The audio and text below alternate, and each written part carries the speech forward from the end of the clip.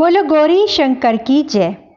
आज हम शुक्र प्रदोष व्रत की कथा सुनेंगे।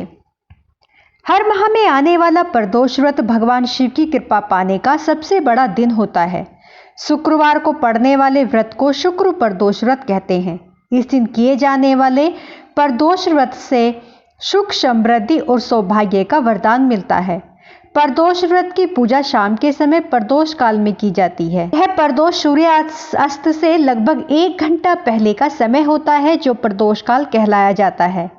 धार्मिक ग्रंथों के अनुसार प्रदोष व्रत करने से भगवान शिव शंकर की पूर्ण कृपा प्राप्त की जा सकती है। इससे जीवन में किसी प्रकार का अभाव नहीं रहता।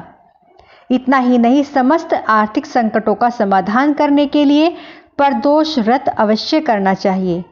भगवान शिव को ज्ञान और मोक्ष का दाता माना जाता है, अतः अध्यात्म की राह पर चलने वालों को प्रदोष व्रत अवश्य करना चाहिए। शुरू करते हैं शुक्र प्रदोष व्रत की कथा। बोलो हर हर महादेव। एक नगर में 3 मित्र रहते थे। राजकुमार, ब्राह्मण कुमार और तीसरा धनिक पुत्र था। राजकुमार और ब्राह्मण कुमार विवाहित थे। धनिक पुत्र का भी विवाह हो गया था, लेकिन गोना शेष था। एक दिन तीनों मित्र स्त्रियों की चर्चा कर रहे थे। ब्राह्मण कुमार ने स्त्रियों की प्रशंसा करते हुए कहा, नारीहीन घर भूतों का डेरा होता है। धनिक पुत्र ने यह सुना तो तुरंत ही उसने अपनी पत्नी को लाने का निश्चय कर लिया। तब धनिक पुत्र के माता पिता ने समझाया कि अभी शुक्र देवता डूबे हुए हैं, ऐसे में बहू बेटियों को उनके घर से विदा करवा लाना शुभ नहीं माना जाता है। लेकिन धनिक पुत्र ने एक नहीं सुनी और ससुराल पहुंच गया। ससुराल में भी उसे मनाने की कोशिश की गई, लेकिन वो जिद पर अड़ा रहा और कन्या के माता पिता को उनकी विदाई करनी पड़ी।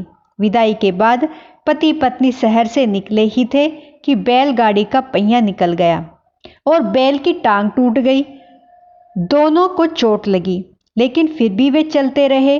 कुछ दूर जाने पर उनका पाला डाकुओं से पड़ा, जो उनका धन लूट कर ले गए। दोनों घर पहुंचे।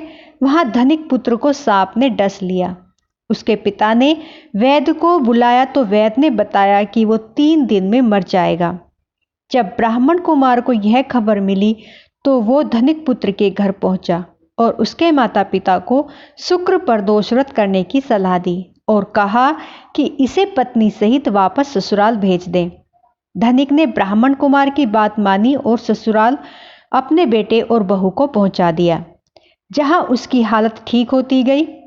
यानी शुक्र प्रदोष व्रत के महात्म्य से सभी घोर कष्ट दूर हो जाते हैं। उसके बाद धनिक अपने पुत्र और बहू को गाजे बाजे के साथ घर लेकर आया, जिससे वह खुशी खुशी अपने घर रहे और अंत में मोक्ष को प्राप्त हुए। तो बोलो हर हर महादेव।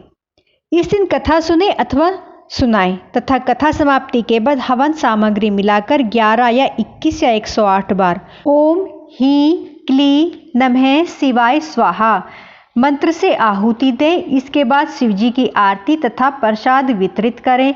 उसके बाद भोजन करें। कहा जाता है कि शुक्रवार को प्रदोष व्रत सौभाग्य और दाम्पत्य जीवन में सुख समृद्धि भर देता है। यही कारण है कि प्रदोष व्रत का काफी खास महत्व है और शुक्रवार के दिन पड़ने वाले इस प्रदोष व्रत से माता लक्ष्मी भी प्रसन्न होती हैं और घर में सुख समृद्धि मिलती है। तो भक्तों, मेरी वीडियो आपको पसंद आई हो तो प्लीज़ लाइक, सब्सक्राइब, शेयर जरूर करें। हर हर महादेव। आप सभी को हाथ जोड़कर प्रणाम।